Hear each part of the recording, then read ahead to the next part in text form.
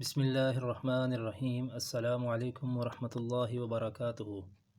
آج ہم قلب و روح کو جلا بخشنے والا وظیفہ پڑھیں گے انشاءاللہ۔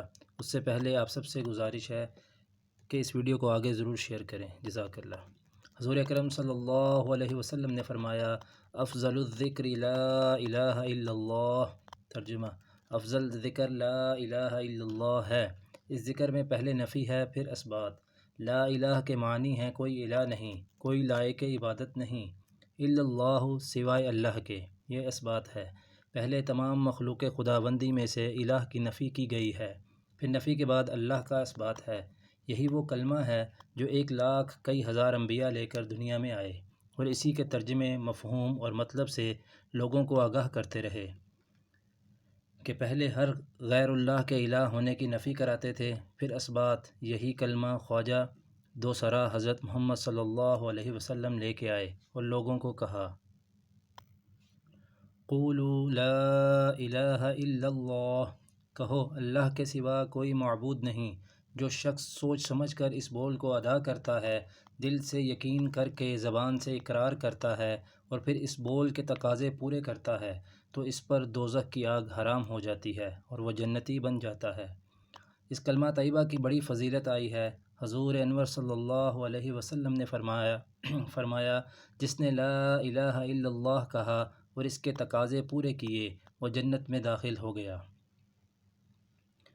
رحمت عالم صلی اللہ علیہ وسلم نے فرمایا، اگر تمام اہل اسلام اور اہل زمین ایک پلڑے میں رکھے جائیں اور دوسرے پلڑے میں لا الہ الا اللہ رکھا جائے تو کلمہ طیبہ کا پلڑا بھاری ہوگا۔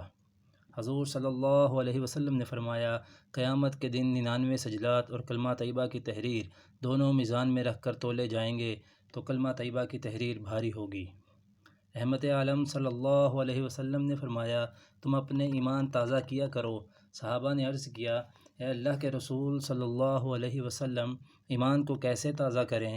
آپ صلی اللہ علیہ وسلم نے فرمایا، لا الہ الا اللہ بکثرت پڑھا کرو۔ سرور کائنات صلی اللہ علیہ وسلم نے فرمایا، لا الہ الا اللہ واللہ اکبر۔ یہ دو کلمے جب پڑھے جاتے ہیں عرش پر ہی جا کر ٹھہرتے ہیں، ان کے اجر سے زمین اور آسمان بھر جاتے ہیں۔